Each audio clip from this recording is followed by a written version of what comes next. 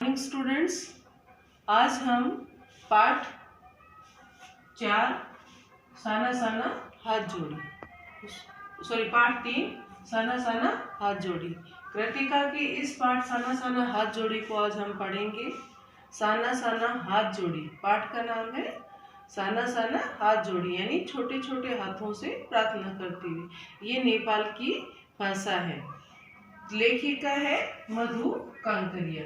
देखो, जो पाठ है साना साना हाथ जोड़ी, इसमें लेखिका सिक्किम की यात्रा पर जाती हैं और हिमालय पर्वत से होती हुई, हिमालय पर्वत की चोटियों के देखती हुई वह सिक्किम के गंगटोक शहर को देखती है। वहाँ गंगटोक, जो भारत का स्विट्जरलैंड माना जाता है, उसे देखती है। उसे देखकर उसकी प्राकृतिक छटा को देखती है। प्राकृतिक छटा को देखते हुए वह युमथांग के एक जगह पर जाती है, जहाँ पर उन्हें कोई कटाओ युमथांग इन जगह को देखती है। वहाँ पर उन्हें कोई भी एक दुकान नहीं मिलती है और उस दुकान का न होना वो क्या मानती है, वरदान मानती है। पूरे पाठ में जो लेखिका है, उन्होंने गंगटोक शहर की सुंदरता, वहाँ के रहने वाले लोगों का सामाजिक जीवन कैसा है, आर्थिक जीवन कैसा है और उनका जो रहन सहन है, उसको इस पाठ में उकेरा है। तो हम पाठ को पहले रीडिंग करते हैं, तो बीच बीच में आने वाले कठिन शब्दों का भी हम उच्चारण कैसे करते हैं और उनका कठिन शब्दों का अर्थ बताते हुए पाठ को आगे बढ़ाएंगे। तो पाठ का के देखें हम। मैंने हैरान होकर देखा, जैसे आसमान जैसे उल्टा पड़ा था और सारे तारे बिखर कर टिमटिमा रहे थे।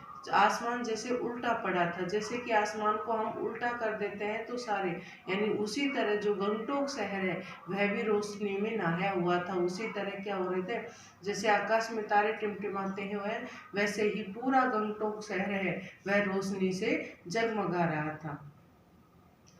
दूर ढलान लेती तराई पर सितारों के गुच्छे रोशनियों के एक झालर सी बना रहे थे। क्या था वह?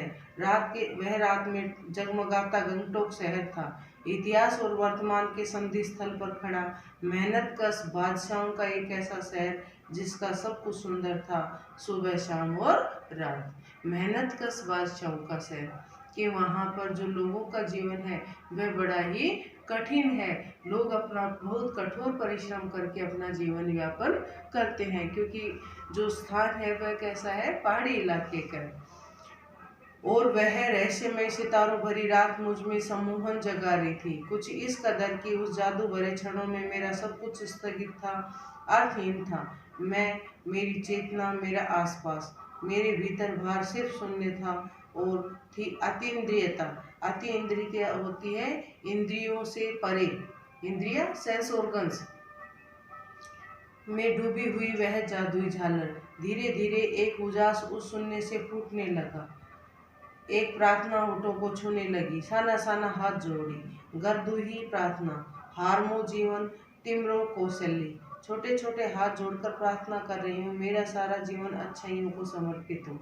आज सुबह की ये प्रार्थना मैंने एक नेपाली युवती से सीखी थी।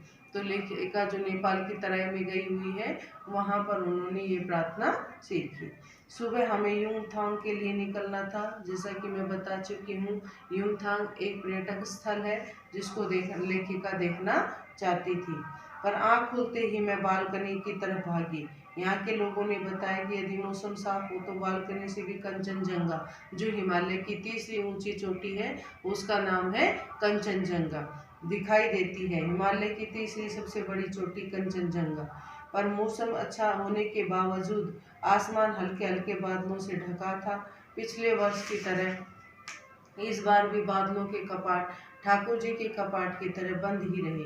कंचनजंगा न दिखनी थी न दिखी, पर सामने ही रकम रकम की, रकम रकम मतलब अनेक तरह की, रकम रकम, रकम रकम का अर्थ क्या होता है, विभिन्न प्रकार की, रकम रकम विभिन्न प्रकार, तरह तरह की।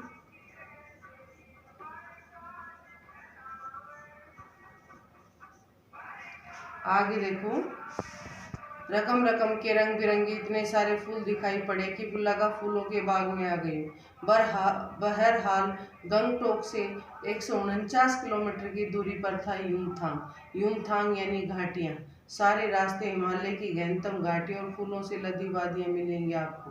ड्राइवर कम गाइड जितेन नार्गे मुझे बता रहा था, क्या वहाँ बर्फ मिलेगी? मैं बचकाने उत्साह से पूछने लगी। मतलब जो जितेन था वह लेखिका का क्या था? गाइड था, और साथ साथ उनकी कार का ड्राइवर भी था। चलिए तो जगह जगह गर्दाए पाइन और धूपी के खूबसूरत नुकीले पेड़ों का जायजा लेते हुए हम पहाड़ी रास्तों पर आगे बढ़ने लगे कि एक जगह दिखाई दी, एक कतार में लगी सफ़ेद सफ़ेद बोध पताकाएं। पताकाएं होते छोटे ध्वज जो मंदिरों वगैरह पर लगाए रहते हैं। पताकाएं, पताकाएं का अर्थ क्या होता है? झंडा, मंदिर, ध्वजा, मंदिर वगैरह में लगा रहता है ना, वैसे ही। तो उन्होंने कहा कि जगह एक कतार में सफ़ेद सफ़ेद बोध पताकाएं दिखाई दी, किसी ध्वज की तरह लहराती, शांति और अहिंसा के प्रतीक। ये पताकाएं जिन पर मंत्र लिखे हुए थे। नार्गे ने बताया यह यहाँ पर बुद्ध की बड़ी मान्यता है। जब किसी बुद्धिस्ट की मृत्यु होती है तो उसकी आत्मा की शांति के लिए शहर से दूर किसी भी पवित्र स्थल पर 108 श्वेत पताकाएं फहरा दी जाती हैं, क्योंकि जो सफ़ेद रंग की श्वेत पताकाएं थी वह शांति और अहिंसा की प्रतीक थी। और जब किसी बुद्धिस्ट की मृत्यु होती थी तो वो क्या करते जाता था? 108 पताकाएं उसके किसी पवित्र स्थान पर ले जाकर 108 पताकाएं फहरा दी जाती थी, और उन्हें उतारा नहीं जाता था। वो पताकाएं धीरे धीरे नष्ट हो जाती थी। कई बार किसी नए कार्य की शुरुआत में भी पताकाएं लगा दी जाती थी, पर वे कैसी होती थी? रंगीन होती थी। और जब किसी बुद्धिस्ट की मृत्यु होती थी तो पताकाएं कैसी होती थी? श्वेत होती थी। नार्गे बोलता जा रहा था और मेरी नज़र उसकी जीप में लगी दलाई लामा की तस्वीर पर टिकी हुई थी।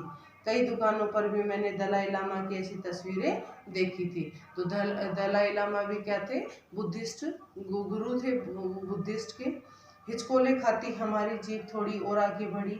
अपनी लुभावनी हंसी बिखेरते हुए जितेन बताने लगा, इस जगह का नाम है कवि लॉन्ग स्टॉक। यहाँ गाइड फिल्म की शूटिंग हुई थी। तिब्बत के चीज खे बमसन के लेपचाओं के सोमेन के से कुंजतेग के साथ संधि पत्र पर यही हस्ताक्षर किए थे। यह पत्थर यह स्मारक के रूप में भी है। लेपचा और भूटिया सिक्किम की इन दो स्थानीय जातियों के बीच चले सुदीर्घ झगड़ों के बाद शांति वार्ता का शुरुआती स्थल। कि ये जो स्थान है कवि लॉन्ग स्टॉक, इसके बारे में बताया गया है कि एक तो यहाँ पर गाइड फिल्म थी उसकी शूटिंग हुई थी, दूसरा यहाँ पर जो लेपचा और भूटिया सिक्किम ये दो विभिन्न जातियाँ थी, इनके बीच लंबे समय तक यहाँ पर झगड़ा चला था। और उसके बाद सुदीर्घ झगड़े के बाद, मतलब लंबे समय से जो झगड़ा चल रहा था, उसका संधि उसका जो समझौता हुआ था वह भी इसी स्थान पर हुआ था। इन्हीं रास्तों पर मैंने देखा एक कुटिया के भीतर घूमता चक्र। यह है क्या? नार्गे कहने लगा, मैडम ये धर्म चक्र है, प्रेयर व्हील। इसको घुमाने से क्या हो जाता है? सारे पाप धुल जाते हैं। तो वहाँ के लोगों की जो मनोवृत्ति है, धर्म के प्रति जो आस्था है, उसे यहाँ पर व्यक्त किया गया है। आगे देखिए, क्या चाहे मैदान हो या पहाड़, तमाम वैज्ञानिक प्रगतियों के बावजूद इस देश की आत्मा एक जैसी। लोगों की आस्थाएं, विश्वास, अंधविश्वास, पाप पुण्य की अवधारणाएं और कल्पनाएं एक जैसी दिखाई दी। रफ्ता रफ्ता धीरे धीरे हम ऊंचाई की ओर बढ़ने लगे। बाजार, लोग और बस्तियां पीछे छूटने लगी। अब परिदृश्य के चलते चलते स्वेटर बुनती नेपाली युवतियां और पीठ पर भारी भरकम कार्टून ढोते बोने से दिखाई देते बहादुर नेपाली ओझल हो रहे थे। कि जैसे जैसे हम ऊंचाई पर जाते हैं वैसे वैसे नीचे के लोगों का आकार क्या होता चला जाता है? छोटा होता जाता है। और लेखिका जैसे जैसे ऊपर की तरफ जा रही थी तो वो नीचे की जो बस्तियां थी, लोग थे, वो क्या हो रहे थे? आंखों से ओझल होते दिखाई दे रहे थे। पर अब नीचे देखने पर घाटियों में ताश के घरों की तरह पेड़ पौधों के बीच छोटे छोटे घर दिखाई दे रहे थे। हिमालय भी अब छोटी छोटी पहाड़ियों के रूप में नहीं, वरन अपने विराट रूप एवं वैभव के साथ सामने आने वाला था। न जाने कितने दर्शकों, यात्रियों और तीर्थाटनियों का काम्य हिमालय, पल पल परिवर्तित हिमालय। और देखते देखते रास्ते वीरान, सकरे और जलेबी की तरह घुमावदार होने लगे थे।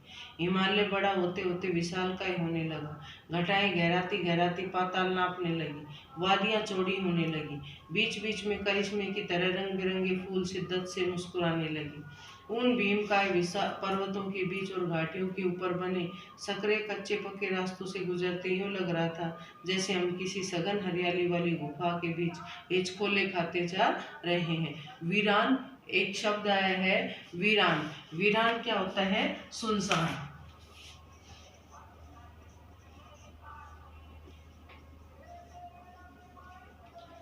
एक होता है सकरे।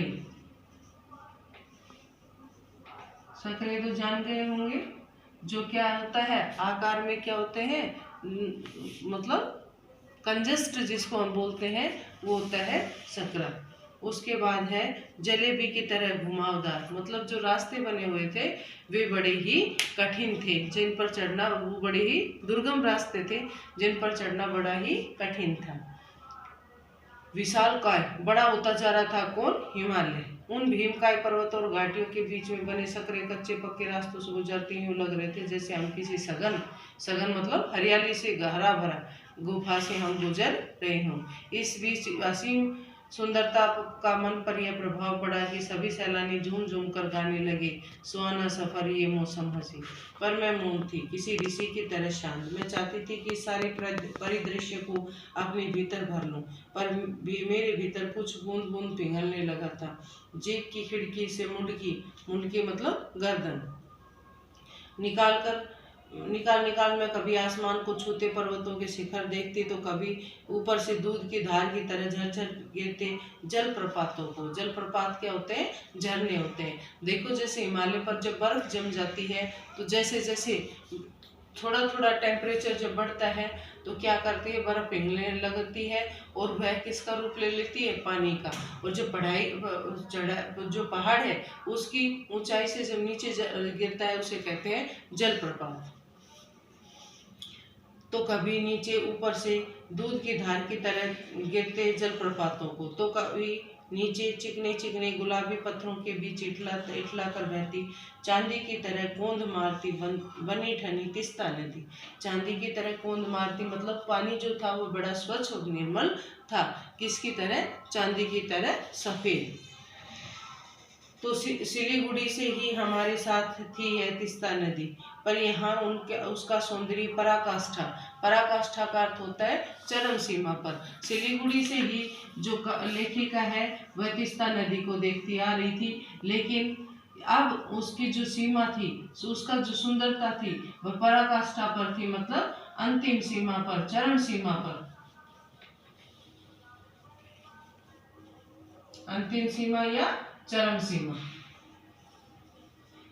मतलब उसका सौंदर्य असीम था, बहुत ही सुंदर दिखाई दे रही थी। आगे देखिए, इतनी खूबसूरत नदी मैंने पहली बार देखी थी। मैं रोमांचित थी, पुलकित थी। रोमांचित होना, रोंगटे खड़े हो जाना, पुलकित प्रसन्न हो जाना, हर्ष खुशी के कारण रोमांच, रोंगटे खड़े हो जाना, और पुलकित हो जाना। चिड़िया के पंखों की तरह हल्की थी मेरे नगपति मेरे विशाल। मैंने हिमालय को सलामी देनी चाहिए कि तभी जीप एक जगह रुकी।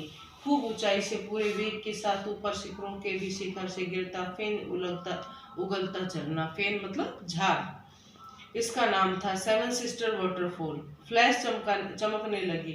सभी सैलानी खूबसूरत लम्हों की रंगत को कैमरे में कैद करने में मशगूल थे। मशगूल मतलब व्यस्त थे। आदिम युग की किसी अभिशप्त राजकुमारी से मैं नीचे बिखरे भारी भरकम पत्थरों पर बैठ झरने के संगीत के साथ ही आत्मा का संगीत सुनने लगी। थोड़ी देर बाद ही बहती जल धारा में पांव डुबोया तो भीतर तक बह गई। मन काव्य में हो उठा, सत्य और सौंदर्य को छूने लगा। जीवन की अनंतता का प्रतीक वह झरना। उन अद्भुत अनूठे क्षणों में मुझे जीवन की शक्ति का एहसास हो रहा था। मतलब जो लेखिका है वह प्राकृतिक सौंदर्य का आनंद ले रही थी, और प्राकृतिक सौंदर्य के आनंद लेते हुए उनके मन में भाव उठ रहे थे, उनको यहाँ पर व्यक्त किया गया है। इस कदर प्रतीत हुआ कि जैसे मैं भी देश और काल की सरहदों, सरहद होती है सीमा, से दूर बहती धारा बन बहने लगी हूँ।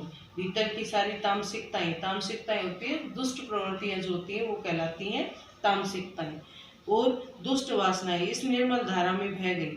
मन हुआ कि अनंत समय तक ऐसे ही बहती रहूं, सुनती रहूं इस झरने की पुकार को। पर जितेन मुझे ठेलने लगा, आगे इससे भी सुंदर नज़ारे मिलेंगे। अनमनी सी मैं उठी, थोड़ी देर बाद ही फिर वही नज़ारे, आंखों और आत्मा को सुख देने वाले।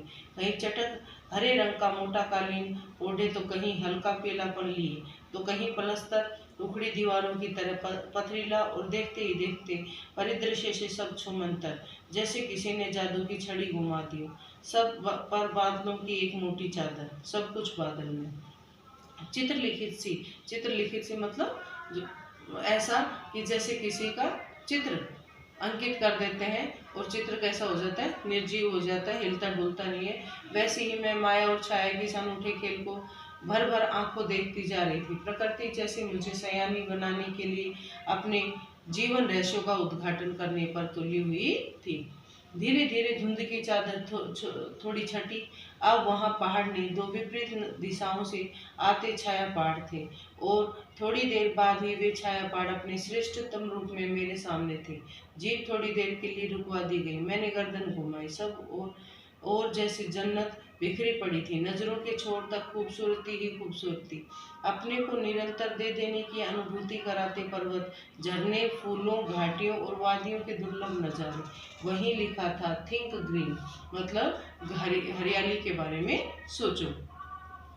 आश्चर्य, पल भर में ब्रह्मांड में कितना कुछ घटित हो रहा था। सतत प्रवाहमान झरने, नीचे वेग से बहती तिस्ता नदी, सामने उठती धुंध, ऊपर मंडराते आवारा बादल, मध्यम मध्यम हवा में हिलोरे लेते प्रियता और रूडोडेंड्रो के फूल, अब सब अपनी अपनी लय, तान और प्रवाह में बहती हुई चैरवेती, और समय के इसी सतत प्रवाह में तिनके सा बहता हमारा वजूद। ये सारे वर्ड मीनिंग है वो नीचे दिए गए हैं। पहली बार एहसास हुआ जीवन का आनंद है यही चलायमान सौंदर्य। संपूर्णता के उन क्षणों में मैं मन इस बिखरे सौंदर्य से इस कदर एकात्म हो रहा था कि भीतर बाहर की रेखा मिट गई थी। आत्मा की सारी खिड़कियां खुलने लगी थी। मैं सचमुच ईश्वर के निकट थी। सुबह सीखी प्रार्थना फिर होठों को छूने लगी थी। साना साना हाथ जोड़ी, तभी एक अतीन्द्रिय संसार खंड खंड हो गया। वह महाभाग सुखी टहनी सा टूट गया। दरअसल मंत्रमुग्ध से मैं तंद्रील अवस्था में थी, थोड़ी ही दूर तक निकल गई। तंद्रील मतलब नींद की अवस्था में। अचानक पांव पर ब्रेक सी लगी, जैसे समाधि स्थल भाव में नृत्य करते किसी आत्मलीन नृत्यांगना के नुपुर अचानक टूट गए हों। मैंने देखा इस अद्वितीय सौंदर्य से निरपेक्ष कुछ पहाड़ी औरतें पत्थरों पर बैठी पत्थर तोड़ रही थी। गुथे आठी सी कोमल काया पर हाथों में कुदाल और हथौड़े, कईयों की पीठ पर बंधी डोकोती बड़ी टोकरी में उनके बच्चे भी बंधे हुए थे। कुछ कुदाल को भरपूर ताकत के साथ जमीन पर मार रही थी। इस स्वर्गीय सौंदर्य, नदी, फूलों, वादियों और झरनों के बीच भूख, मौत, दैन्य और जिंदा रहने की यह जंग, मातृत्व और श्रम साधना का साथ साथ। वहीं पर खड़े BRO, बोर्ड ऑफ ऑर्गेनाइजेशन के कर्मचारी से पूछा मैंने, यह क्या हो रहा है? उसने चुहलबाजी के अंदाज में बताया कि जिन रास्तों से गुजरते हुए आप हिम शिखरों से टक्कर लेने जा रही हैं, उन्हीं रास्तों को ये पहाड़ी ने चौड़ा कर बना रही है। बड़ा खतरनाक कार्य होगा ये। मेरे मुंह से अकस्मात मतलब अचानक निकला। वह संजीदा हो गया, कहने लगा, पिछले महीने तो एक की जान भी चली गई थी। बड़ा दुस्साध्य कार्य है पहाड़ों पर रास्ता बनाना। पहले डायनामाइट से चट्टानों को उड़ा दिया जाता है, फिर बड़े बड़े पत्थरों को मोड़कर एक आकार के छोटे पत्थरों में बदला जाता है, और फिर बड़े से जाले में उन्हें लंबी पट्टी की तरह बिठाकर कटे रास्तों पर बाड़े की तरह लगाया जाता है। जरा सी चूक हुई और सीधा पाताल प्रवेश।